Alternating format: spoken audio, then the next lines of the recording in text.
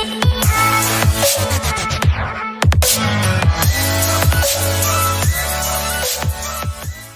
welcome to our Impact series for Angels in Heels, with the mission to inspire, empower and motivate all the women around the world.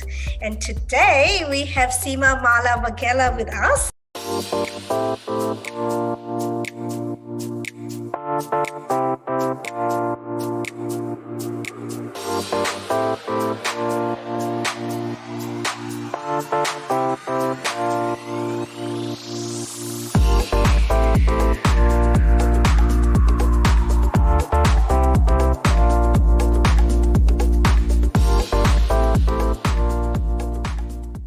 Hi Sima, this is Hina here from Angels in Heels. How are you? Hi Hina, I'm really well, thank you.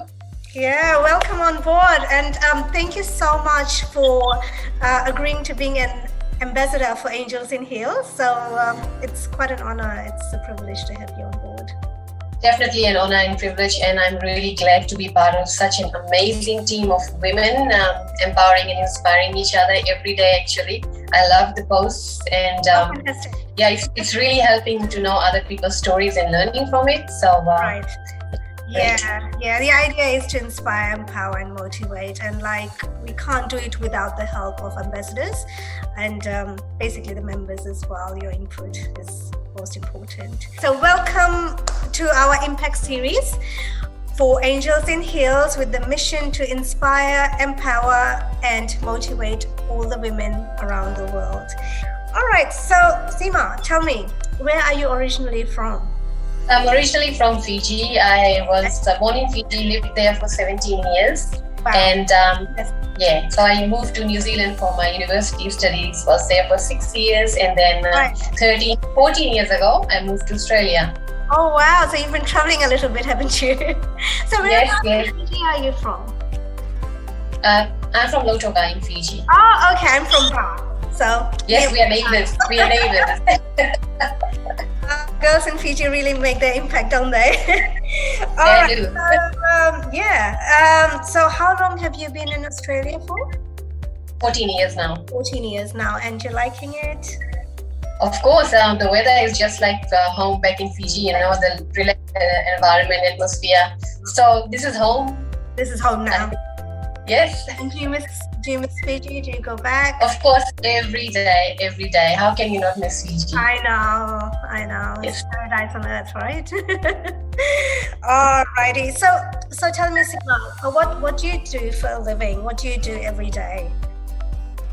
So for my work, I am a forensic toxicology analyst. I have worked for Queensland Health for the past 14 years. So as soon as I arrived in Brisbane, I started working for the toxicology lab. So there's one toxicology lab in each state in Australia. So Queensland's one, the zone that I work in, and love my job. It's amazing, great challenges every day. Yeah. So you've been doing this for the last 14 years? Yes. Wow, that's a while, and in the same field, same place? Yes. Oh, yeah. Fantastic. Awesome. So for people like me, what does that involve, toxicology lab? What exactly is that? So toxicology has to do with the drugs and poisons. So we deal with the post-mortem sample analysis, a bit dark, I guess. But it's very important for the justice system to know how someone has passed away. So suspicious cases comes to us, and my job is to do rapid analysis overnight to get the results out, so we know if someone has died from an overdose or a poison. Wow, so you are like every case is different. NCIS, I guess. You watch NCIS? So you are like Abby. Oh, awesome. Oh, that's quite a different field. We don't often get people from the forensics and toxicology. Awesome. All right. Okay, congratulations on being in Indulge magazine last week. I saw you. No, yes. That's exciting. Tell me about that. Well, it's amazing how like when you are on a mission, for mine, people know that it's DV, awareness and prevention. A lot of people approach you when they see you at events or when they read your story, and they also want to do up a story. So that's how I have been approached over the years by so many magazines. It's amazing how they take your message out and spread it. And it's really getting global now. So, and that was my main aim, to get the messages out to a larger scale of audience, and that's happening. So I'm really, really happy with that. It's the same mission as Angels in Heels, and it's honestly, I can't even show my gratitude as to how grateful I am that you are on board, because we need women like you who are passionate about spreading the message, the knowledge, to inspire women. I was reading earlier this morning, and even I had a quick skim through your feature on Indulge magazine, and just blew me away. I mean, you're so passionate about domestic, creating awareness on domestic violence, and you actually hand make your fascinators for shows. Yes. And inspire. Talk about that. Yeah, so 4 years ago that started. I started designing. Never designed anything in my life before that. Started designing headpieces.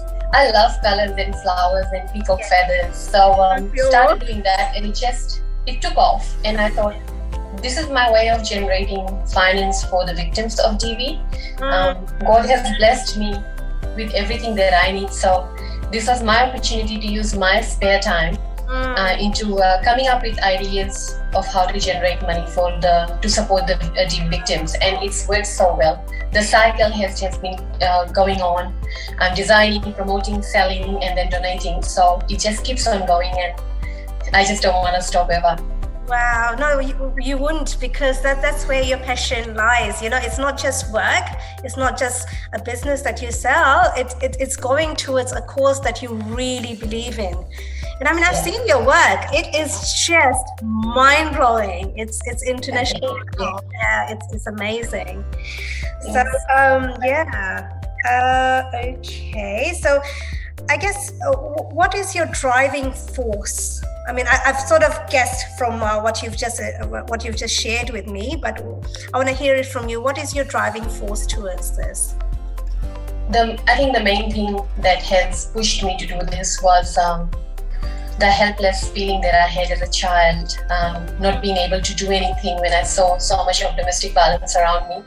And the main inspiration is my mother, my mom, not for just the mission about DV, but also the artist inside of me that has awakened after so long, because she is an artist. And I've seen her sewing amazing things all my life. Yeah. And finally, I have started doing something that, because I have got that artistic gene in me, and I'm finally using it for a great cause. So my mom would say is the driving force behind all of this. Beautiful. I absolutely love that. So have you got any other hobbies from like helping other people and creating awareness? Well, I also do modeling. I do modeling for myself. It makes me really happy to walk on the runway, get my makeup done, have fun at the backstages, as we have walked together as well, you and I. It's always fun to meet so many people, make so many friends from different countries. Absolutely love that. I play soccer as well. And I run. I'm going to do breast cancer run in 2 weeks' time. So always important to be happy, healthy, and fit, so that you can help yourself before you help others. So Sima, honestly, you're such an inspiration. Honestly, I don't know how you do it. You tick all the boxes, hon. Oh my God. Yeah. So we met through, I think, red carpet functions through Rena Christine, and I think it was one of her fashion shows that I think we walked the ramp together, and I connected with you straight away. I think you were helping me with attaching my dress or something. I think one of the safety pins came off, and there you we were at the Parliament House, the Brisbane Parliament House together. And I met you, and I didn't even know you at that point. I was like, can you please help me do the safety pin? And you were there helping me, and from that moment onwards, I just connected with you. You're so down to earth, you're so humble. and you're just there making a difference, you know. So I'm really, really glad. So Sima, tell me, what is sustainable designing techniques? Explain to our viewers. Okay, so sustainable designing to me means using reused and recycled products to create something new. And I came up with this thought that maybe I should look into recycled products to use as raw material for my designing. And this started last year when I was having issues trying to access raw materials during the time of COVID. And of course. Yes, so what I started doing, I approached my family, my friends, and they have donated their old accessories, their broken accessories, and I have created new designs from that. And Wow. since January this year, since the beginning of this year, I have tried to use as much recycled products as possible to create earrings. So earrings have become my new passion. I have designed a lot of earrings. Every day I design at least one, because I design every night before I go to bed. That's my meditation time with my designing. You probably find this So I'll show you what I designed yesterday. Yeah, go on. And this is from recycled. Oh my So god! you can see That can't be recycled. How did you? Oh my god! You can't tell. so the feathers, a lot of feathers get donated by people who own birds. So the birds just shed their feathers and it gets collected.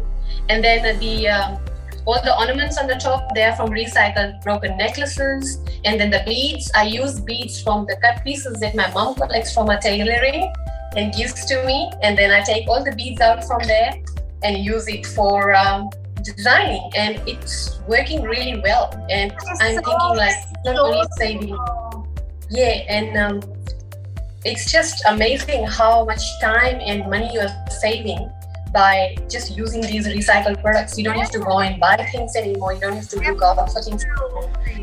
And it's taking off because people are finding out about it and they are contacting me and donating their old or broken accessories for this cause, which is amazing. So a lot of people are getting involved in it. So sustainable fashion definitely is something that is very important, because as you see, fast fashion, such as like big companies, big brands, they are selling stuff that gets worn once and gets thrown, and it ends up at landfill. If you go and find out about landfill that's only for clothes that we are throwing away, you will be amazed. So we cannot continue on that anymore.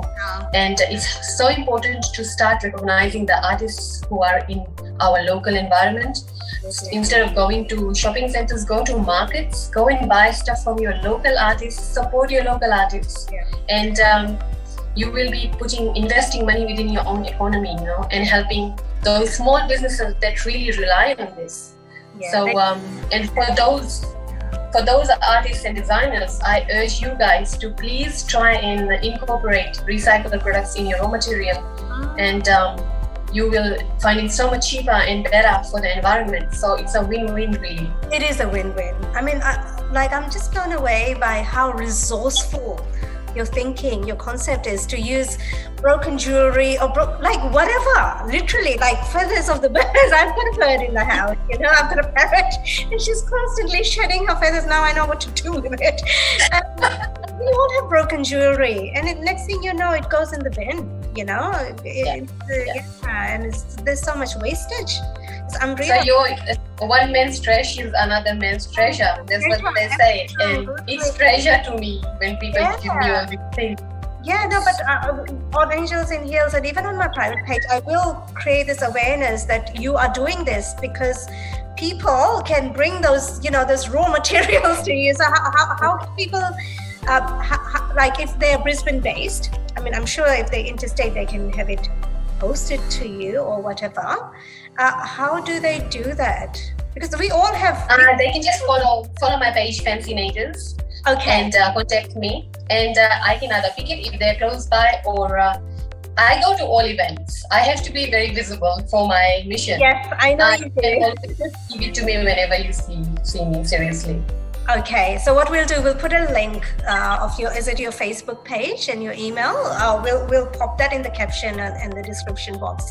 So people who want to, donate towards your cause, creating awareness on domestic violence and helping the victims of domestic violence.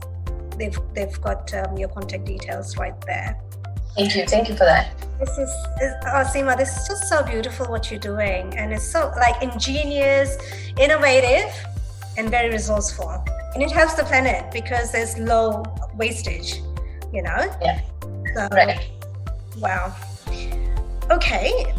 I can sit here and talk to you all day long, Sima. I'm sure you're a very, very busy lady. I'm sure you need to go to work. I'm just about to leave for work. So, I'll cut it short now. Yes. Okay, just the last thing before I let you go. What is the message for the people in our community? The message for the people, I'd say, it is really important to recognize that with your spare time, you can actually use it wisely and make an impact. I'm not saying, well, at the moment I'm investing around 80% of my spare time towards all of this, but I'm asking 10% to 20% if you can. Try and come up with ideas in helping the community, and you will see it will do wonders to your mental health as well. You will just feel so good, so appreciated, and you are making a difference in the world. Yeah. So don't just sit and binge watch Netflix, guys. Do that as well, but while you're doing that, you can still create things. You can. I make things when I'm watching TV as well. Bollywood movies always on in the background when I'm doing this. I can't do it without music and dancing, you know? Yeah. Exactly. So while you're enjoying it, you're creating something and you are making an impact and difference in real people's lives. So I would say, please start using your time wisely. That's a beautiful, beautiful message, Sima. Well, I wish you a wonderful, wonderful day, and thank you so much for sharing your knowledge and your wisdom. I really appreciate it. Thank you so much for having me, and I'm super thrilled to be part of Angels and Hills, a great, great group indeed.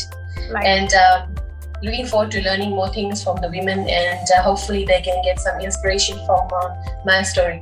They would, trust me, they would. I certainly have. All right, thank you, Sima. We better let you go. Thank you. Thank you. Bye.